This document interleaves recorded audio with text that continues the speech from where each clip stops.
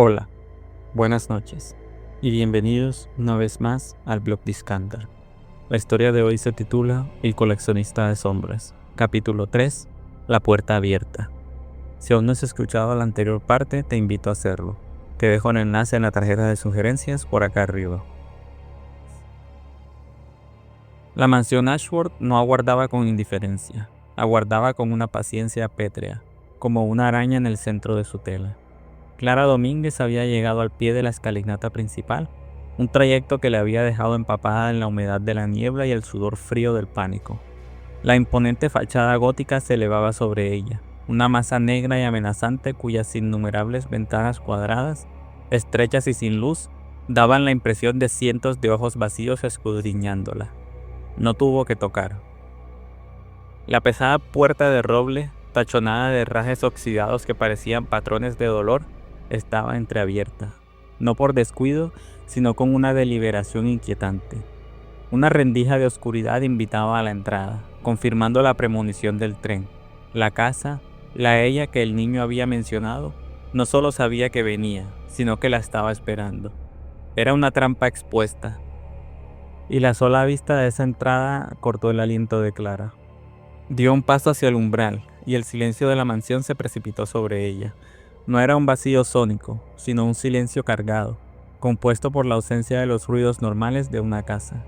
No había crujido de vigas, ni golpeteo de tuberías, ni el menor zumbido eléctrico, solo el sonido de su propia respiración forzada, un chirrido grosero en esa catedral de quietud. Y entonces la vio. Emergiendo de la penumbra del recibidor, casi sin moverse, apareció la figura. Era una mujer anciana, de una delgadez esquelética y rostro sin emoción, cuyo cabello blanco y escaso estaba recogido en un nudo tirante que acentuaba la dureza de sus rasgos.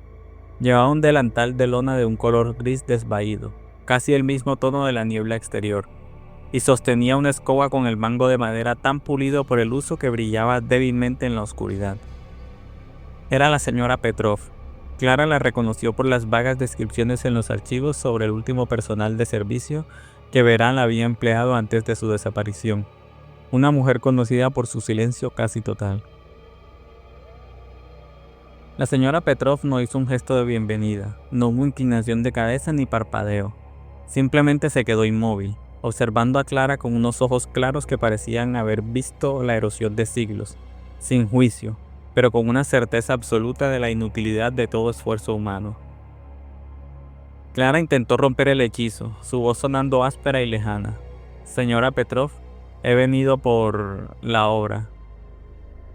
La anciana no respondió, no hubo diálogo. El único movimiento que hizo fue deslizarse a un lado, abriendo más el paso hacia el interior de la mansión, un gesto que era a la vez una invitación y una condena. Clara entró. El primer paso la llevó a una alfombra de corredor, una pieza que en su momento debió ser de un rico Burdeos. Pero al posar el pie sobre ella, Clara sintió un escalofrío que no era del frío, sino de la negación. La alfombra, justo bajo la suela de su zapato, perdió su tenue matiz rojizo. Era una sutil pero escalofriante desaturación. El color se escurría de las fibras, dejando un círculo de gris ceniciento en el punto exacto donde había pisado.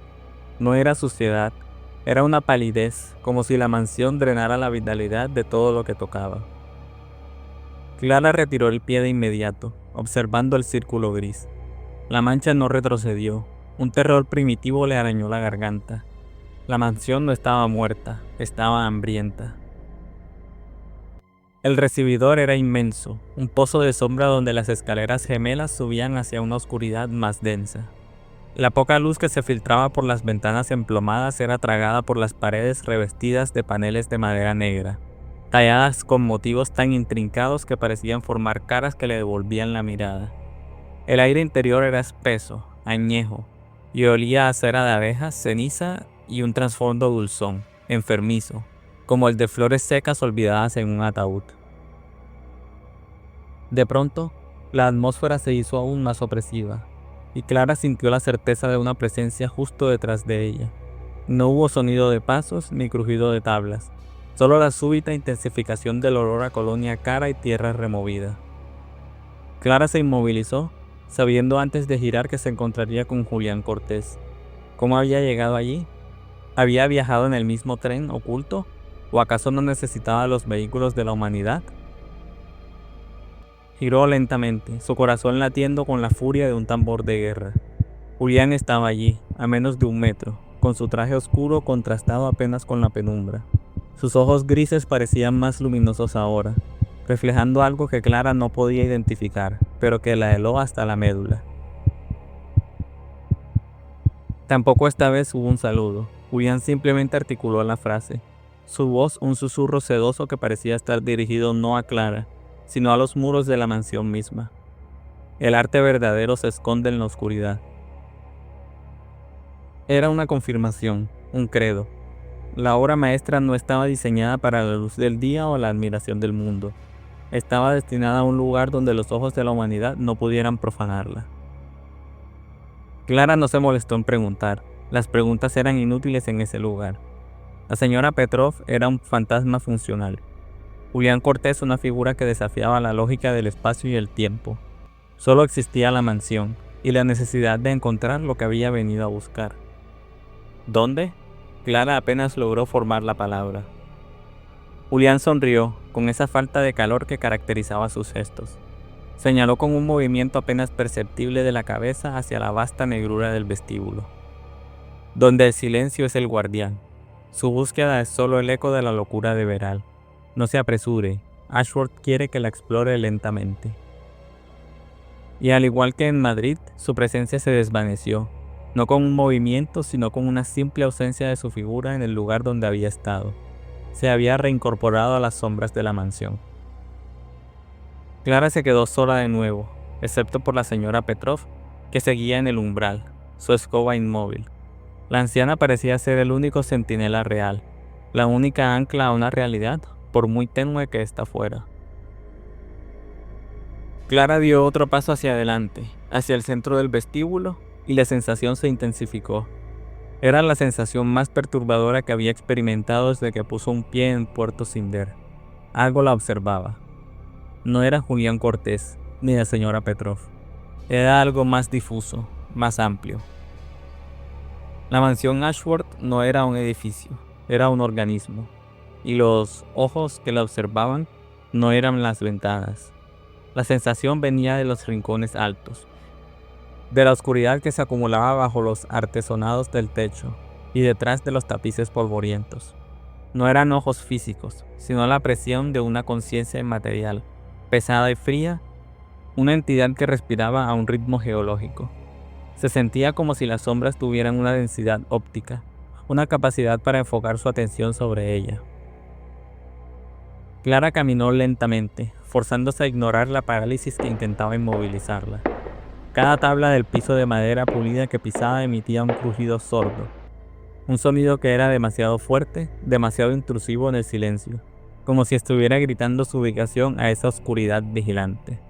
Intentó seguir el pasillo principal que se abría a la derecha, un túnel forrado de retratos de antepasados de Ashworth, todos con rostros largos y ceñudos que parecían desaprobar su intrusión con una intensidad espectral. Mientras pasaba junto a ellos, Clara notó un detalle horripilante. No eran solo los ojos de los retratos los que la seguían, sino que, en los márgenes de los lienzos, allí donde la pintura se había craquelado y oscurecido por el tiempo, las grietas parecían formar patrones que imitaban las líneas convulsas del boceto de Veral, la misma furia desordenada, la misma mancha parda en el corazón. El aire comenzó a oler a alcanfor y a un perfume de mujer rancio, casi dulce. Clara se detuvo frente a una puerta doble de caoba tallada con un intrincado bajorrelieve de vides y bayas. La manija de latón estaba corroída por el verdín. Este no era el camino. La obra maestra de Veral estaría escondida, no exhibida.